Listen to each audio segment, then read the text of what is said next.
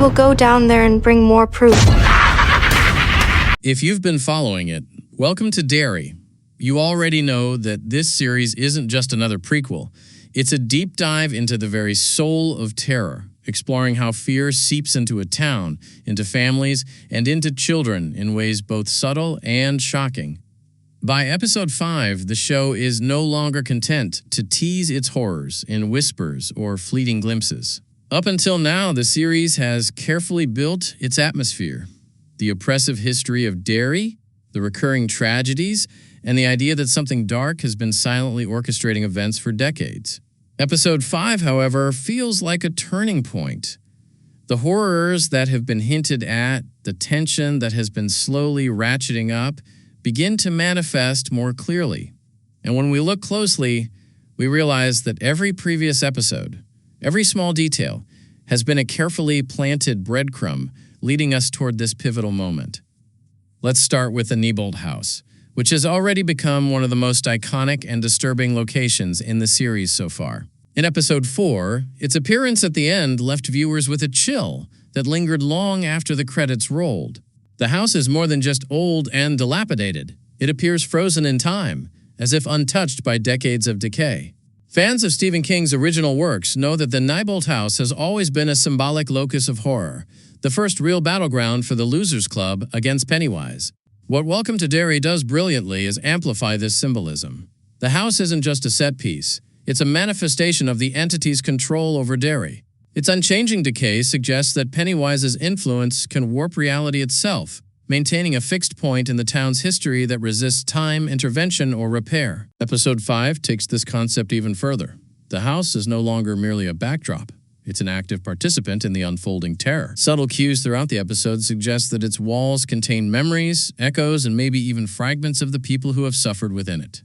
The show encourages viewers to think of Derry not just as a setting, but as a living, breathing organism shaped and manipulated by Pennywise over generations.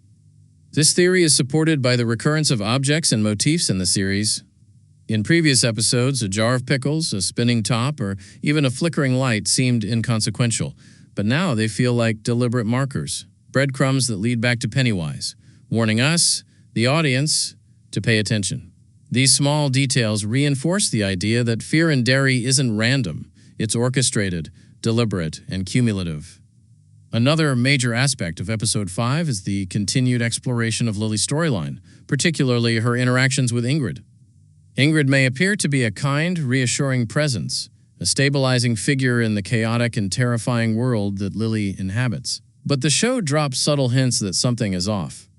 Ingrid is almost never seen interacting with anyone other than Lily. She talks about fathers, about family, and about personal loss in ways that feel pointed, almost too precise. This is reminiscent of Mrs. Kirsch from It, Chapter 2, who initially presents as a sweet, elderly neighbor but is later revealed to be one of Pennywise's many forms designed to psychologically manipulate Beverly.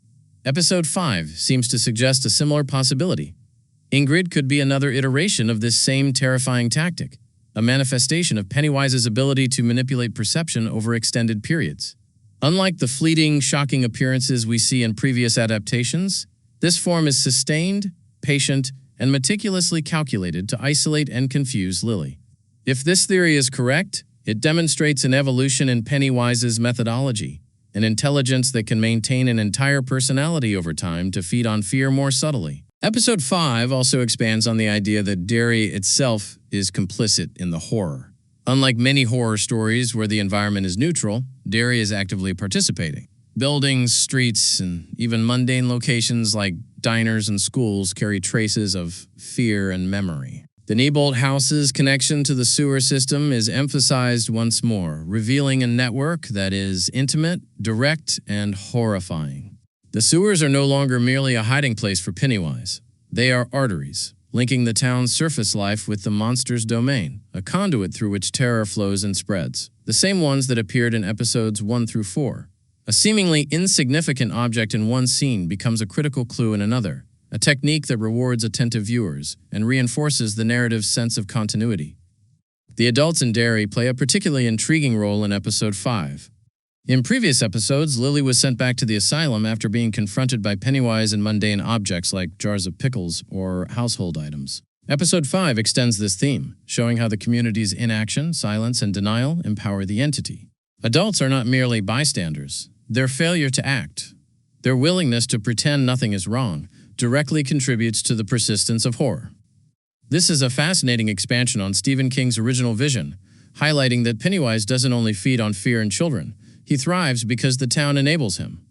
The complicity of Derry's residents becomes a form of horror in itself, a reminder that sometimes the real monsters are human. Another subtle but terrifying thread in Episode 5 is the way fear is treated almost as a tangible substance. Characters, anxieties, insecurities, and traumas are reflected and amplified through visuals, sound, and mise-en-scene. The show employs faint whispers, sudden lighting changes, and lingering shots of objects to create a sense of omnipresent dread. This technique builds on the breadcrumbs laid out in earlier episodes, the spinning top that seems to move on its own, the flickering light that always appears in moments of tension, and the unexplained shadows in Lily's line of sight. These elements, while subtle, reinforce the idea that Pennywise's influence is not only physical but psychological. Fear spreads like a virus, infecting the town's residents and shaping the narrative in invisible ways. Episode 5 demonstrates that terror is cumulative, and even the smallest details, objects, expressions, or isolated events, have a purpose in this larger ecosystem of fear. Episode 5 also cleverly revisits past clues to create a sense of continuity and interconnection. For instance, the interactions between Lily and Ingrid mirror earlier hints about how Pennywise manipulates perception. The series consistently rewards viewers who pay attention to these details, weaving a tapestry of subtle foreshadowing. When we recall the jar of pickles in Episode 3 or the collapsing Neibold house at the end of Episode 4, we begin to see a pattern. The show is not only building suspense, but also establishing a network of signs that all point toward the same ultimate revelation: the depth of Pennywise's control over both the town and its inhabitants. Every scene, every moment of dialogue, and every background detail becomes part of the puzzle. What makes Episode 5 particularly effective is how it balances psychological horror with narrative tension. The series is careful not to rely solely on jump scares or grotesque imagery. Instead, it builds dread through character interactions, environmental storytelling, and the slow, deliberate revelation of the entity's influence. Watching Lily navigate her isolation, her distrust of adults, and her encounters with Ingrid creates a sense of unease that lingers far longer than any single shocking moment. In this way, Episode 5 exemplifies what makes Welcome to Derry distinct from previous adaptations. The horror is layered, intelligent, and cumulative. As the episode progresses, it becomes increasingly clear that every element introduced so far is converging. The Neibold house, the sewers, Lily and Ingrid, and the town's complicit adults are all threads leading to a larger, more terrifying picture. By connecting these elements, the show reinforces the idea that fear in Derry is systemic and pervasive.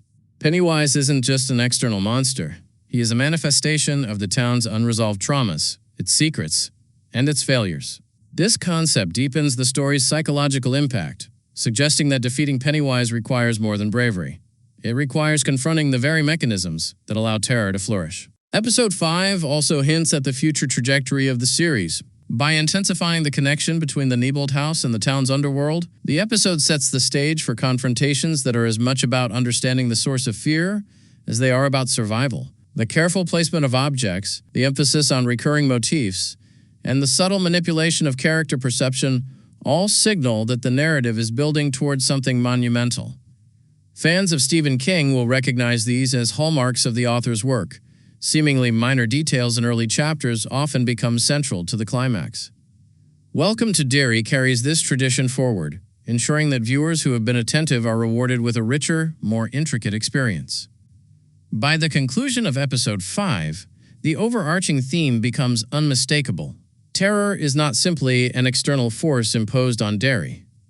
It is woven into the fabric of the town, manifested in the streets, buildings, and even the people themselves. Pennywise thrives not only because of his own power, but because of the environment that has allowed him to persist for generations. The series encourages viewers to consider the layers of horror, to connect the breadcrumbs from previous episodes, and to understand that what appears as isolated incidents are actually components of a larger, more insidious design. In the end, Episode 5 of it, Welcome to Derry, is a masterclass in narrative buildup, It combines the slow reveal of past horrors, subtle psychological manipulation, environmental storytelling, and recurring motifs to create a sense of dread that is both intellectual and emotional. Every detail, whether a line of dialogue, a lingering camera shot, or a minor object in the background, serves a purpose, creating a web of terror that is as complex as it is terrifying.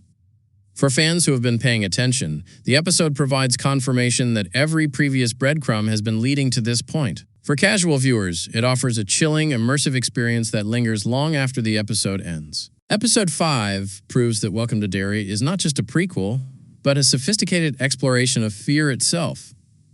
Pennywise's power is frightening, yes, but the true horror lies in how Derry, its residents, and its history all play a role in sustaining that power. Every element in Episode 5, from the unchanging Neibold house to the enigmatic Ingrid, from the subtle environmental cues to the cumulative effect of prior trauma, contributes to a story that is bigger, deeper, and far more intricate than anything previously seen in the It franchise. And as the series moves forward, Episode 5 serves as the tipping point, the moment when the accumulated threads of terror begin to converge, setting the stage for revelations that will be as shocking as they are inevitable. By paying close attention to the breadcrumbs left in every episode, analyzing the connections between characters and locations, and considering the town of Derry itself as a living, breathing entity, viewers can begin to understand the meticulous design of the horror.